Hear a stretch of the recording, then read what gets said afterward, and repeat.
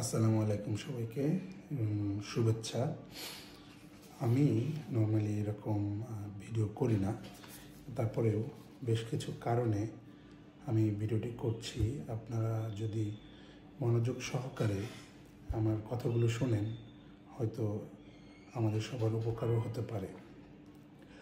আর আমি প্রচলিত কোনো রাজনীতির সাথে জড়িত এমন কোনো ব্যক্তি কেউ নয়।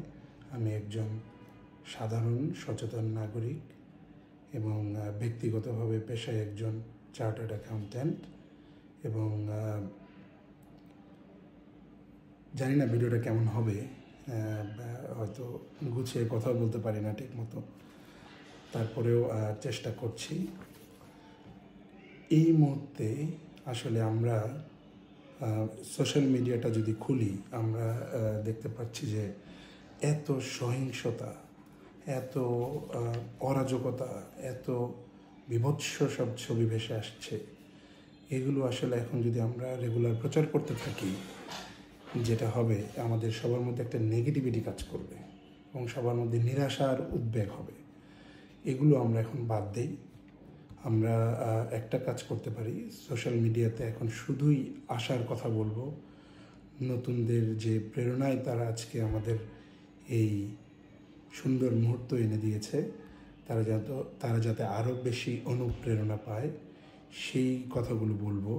আমরা আমাদের হাতের আশেপাশে যে ভালো কাজগুলো হচ্ছে, আমরা সেই কথাগুলো বলবো। যেমন আমি আপনাদের একটা জিনিস উদাহরণ দিতে পারি, যে আমি বেশ কিছু উদাহরণ দিব ভালো কাজের। এই ভালো কাজগুলো বেশি বেশি করে সোশ্যাল মিডিয়াতে ভরিয়ে দিন। এতে হবে কি, আমাদের যে কনফিডেন্স লেভেল, পজিটিভিটি সবার মধ্যে একসাথে গ্রো করবে এবং আমরা একটা কনফিডেন্স পাবো। যেমন আমি আজকে একটি জায়গা থেকে আসছিলাম, গুলশান থেকে আমি আমার কাজের জায়গাটায় আসছিলাম। এই যে ছাত্র ভাইদের সাথে আমি কথা বললাম, ওরা যে অক্লান্ত পরিশ্রম করছে, এই পরিশ্রমের যে বর্ণনা, মানে এটা ভাষায় দেওয়া সম্ভব না। যাদেরকে জিজ্ঞেস করলাম যে তোমরা কীভাবে এত কষ্ট করে কাজ করছো, এত এত এই জায়গায় একজন, ওই জায়গায় একজন। ওরা বললো, ভাই আমরা একটা হোয়াটসঅ্যাপ গ্রুপ করেছি, আমাদের পোস্ট ঠিক করেছি, এরপরে আমরা কাজ করি, এরপরে ওরা আসে দায়িত্ব নিয়ে। আপনি তাকিয়ে দেখেন কত সুশৃঙ্খলভাবে তারা যানবাহন ম্যানেজ করছে। এবং আমি আরও দেখেছি যে বিভিন্ন জায়গায় যে দেওয়াল লিখনগুলো ছিল, তারা তা রং করে পরিষ্কার করছে। বিভিন্ন জনগুরুত্বপূর্ণ রাষ্ট্রীয় জায়গাগুলিতে তারা সব পরিষ্কার করার চেষ্টা করছে, নিরাপত্তা দেওয়ার চেষ্টা করছে। এগুলো বেশি বেশি দেখান। এবং আপনার এলাকায়, আমার এলাকায়, সবার এলাকায় যে ভালো কাজগুলো এখন হচ্ছে, এগুলো বেশি বেশি দেখান। আর আমি জাস্ট ছোট একটা উদাহরণ আপনাদেরকে শেয়ার করতে পারি। যখন এই সরকারের পতন হলো, তখন সাথে সাথে আমি আমার গ্রামে, আমার এলাকায় যারা রাজনীতি করতো বিভিন্ন পদ মতের, আমি তাদের সাথে কথা বলি এবং বলছি যে দেখেন, আমরা সবাই একই গ্রামের মানুষ, আমরা কেউই কারো ক্ষতি করব না। আমাদের গ্রামটি হবে সারা দেশের মধ্যে একটি আদর্শ গ্রাম। এখানে মন্দির আছে, মসজিদ আছে, এখানে ভিন্ন মতের পথের রাজনীতির মানুষরা আছে। হতে পারে আমরা অনেক, হয়তো যারা অন্য মতের কাজ করেছেন তারা অনেক নির্যাতনের শিকার হয়েছেন, কিন্তু এগুলো ভুলে যান।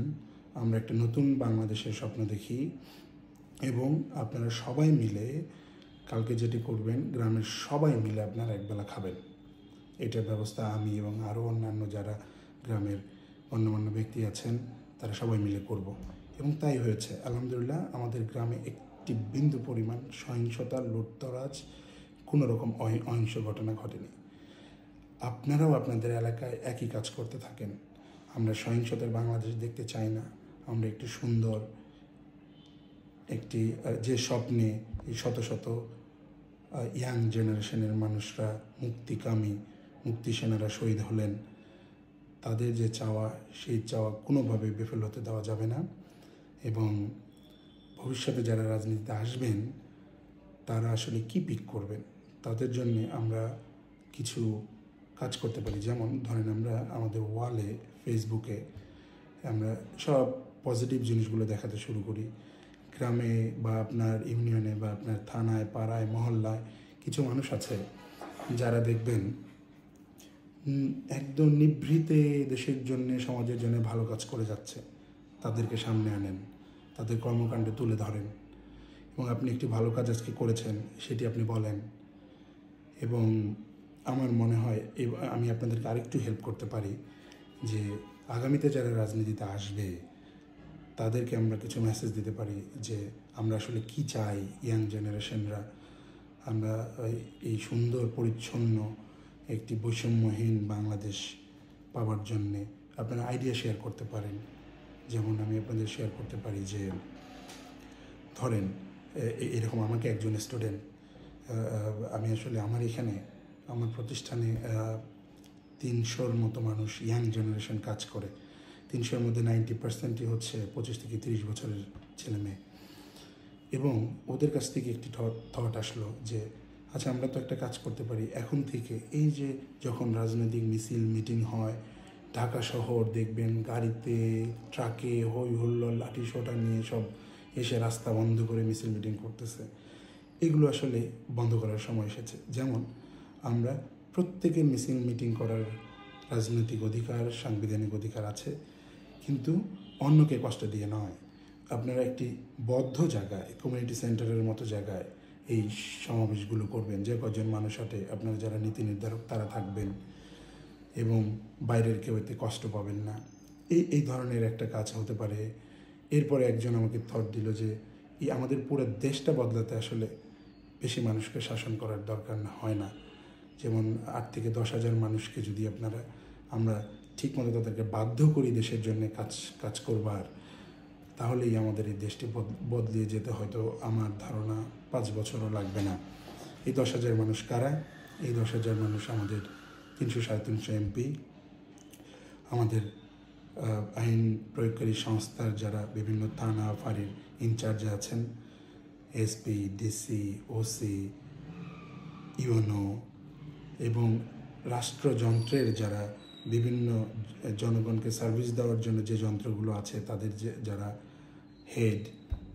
এবং আমি তো মনে করি এইভাবে যদি আপনি কাউন্ট করেন, এবং আমাদের চেয়ারম্যান, ইউনিয়ন পর্যায়ের নেতা যারা ইলেক্টেড ধরেন, তারা এই কয়জন মানুষকে যদি শক্ত হাতে মনিটর করা যায়, এই দেশ বদলাতে ভাই 5 বছরের বেশি লাগার কোনো কথাই না।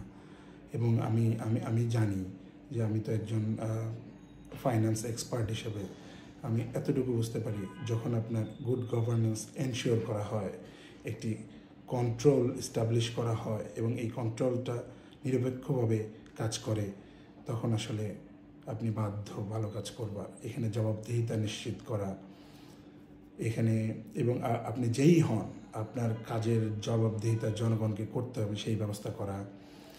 এবং এইরকম আরও, এবং আপনি যে কোনো সার্ভিস নিতে যাবেন, ধরেন সরকারের কোনো সার্ভিস আপনি নিতে গেলেন, ওইখানে যে একটা বৈষম্য দেখলেন, এই বৈষম্যটা দূর করবার জন্যে কোন ধরনের কন্ট্রোল মেকানিজম এস্টাবলিশ করলে এই ঘটনা ওই ব্যক্তি আর ঘটাতে পারবে না। সো একটি গুড গভর্নেন্সের স্ট্রাকচারে আমাদের আস্তে আস্তে যেতে হবে। এবং ভাই, আমি আসলে কোনো পলিটিক্যাল ব্যক্তি না, আমি শুধু এই ভিডিওটা করতে এসেছি এই একটা কারণে যে এখন আর নেগেটিভ কিছু আপনারা ফেসবুকে, ইনস্টাগ্রামে, ইউটিউব, টিকটক এগুলোতে ভাই আর শেয়ার করেন না। এগুলোতে প্রচুর গুজব ছড়ায়, এগুলো মানুষের নেগেটিভিটি বাড়ায়, আপনার মধ্যে ভয় আতঙ্ক ঢোকায়। সো আপনি একটা ভালো কাজও যদি আজকে করেন, আপনি শেয়ার করেন। এটা লোক দেখানোর কিছু না, এটা আমাদের আসলে সবার মধ্যে একটা অনুপ্রেরণার জন্ম দেবে এবং আগামীর বাংলাদেশ আসলে খুব সুন্দর হবে আশা করি। এবং বিশ্বাস করেন ভাই, যে স্পৃহা নিয়ে, যে মুক্তির আশা নিয়ে আমাদের এই ইয়াং কলেজের টুকরা ছাত্র ভাইয়েরা এবং তাদের অভিভাবকদের যে সাপোর্ট এবং জনতার যে সাপোর্ট, এটাকে আসলে বৃথা যেতে দেওয়া কোনোভাবেই ঠিক না। আপনি যে রাজনীতি করেন, আপনি যে মতের পথের, আপনাদের আসলে এদের সাথে বসেন, এদের সাথে কথা বলেন, ছাত্র ভাইদের সাথে বসেন, এদের কথাগুলো নেন, এরা কি চায় কি দেখে বিশ্বাস করেন আমি ভাই আমার বুক আশায় ভরে যাচ্ছে। আমি একটা জিনিস আপনাদেরকে শেয়ার করতে পারি, যেমন আপনি কি জানেন যে আমাদের দেশটা এখন এটা ডেমোগ্রাফিক ডিভিডেন্ড বলে, আমাদের দেশে ইয়াং পপুলেশন সবচেয়ে বেশি এবং ছোট্ট একটা দেশ, এত বড় শক্তি। ও মাই গড, আল্লাহ নোজ আমরা আসলে 10 বছর যদি একটু ভাই চেষ্টা করি যে যারা যেভাবেই জনগণের ম্যান্ডেট নিয়ে ক্ষমতায় আসেন, ভাই ইয়াংদের সাথে বসেন প্লিজ। এই পুরাতন ধ্যান ধারণা, এই ঘুণে ধরা রাজনৈতিক ব্যবস্থা থেকে বের হয়ে আসেন, আপনাদের দোহাই লাগে। আপনারা ছাত্রদের সাথে বসেন, জনতার সাথে বসেন, আপনারা আসলে মানে এগুলো করেন। এগুলো করে এই 10 বছরের মধ্যে আমাদের দেশটা, ছোট্ট দেশ, এত মানুষ, এই যে আমাদের প্রবাসী ভাইয়েরা দিন রাত পরিশ্রম করছে, এই দেশের প্রতি তাদের কনফিডেন্স বাড়লে ভাই রেমিটেন্স রাখার জায়গা পাবেন না, আমি আপনাদের গ্যারান্টি দিচ্ছি। সবাই মিলে একটু চেষ্টা করি, দয়া করে কেউ নেগেটিভিটি ছড়াবেন না, গুজব ছড়াবেন না, এবং চলেন না 10টা বছর ভাই প্লিজ, 10টা বছর আমরা সবাই মিলে এই দেশটাকে এমনভাবে গড়ে তুলি যে এই নতুন প্রজন্মের যে চেতনা নিয়ে তারা মাঠে ঘাটে কাজ করছেন, শহীদ হচ্ছেন।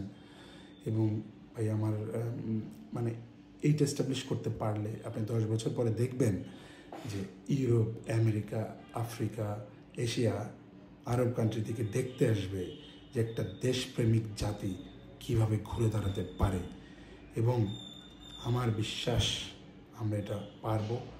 আমি প্রচণ্ড আশাবাদী একটি মানুষ এবং ছাত্র ভাইদেরকে অনুরোধ করছি, কোনোভাবে কোনো কিছুতে তোমাদের যদি কোনো সহায়তা লাগে আমাকে যখন ডাকবা আমি সহায়তা করতে রাজি আছি এবং স্বেচ্ছায়ও আমি সহায়তা করে যাচ্ছি।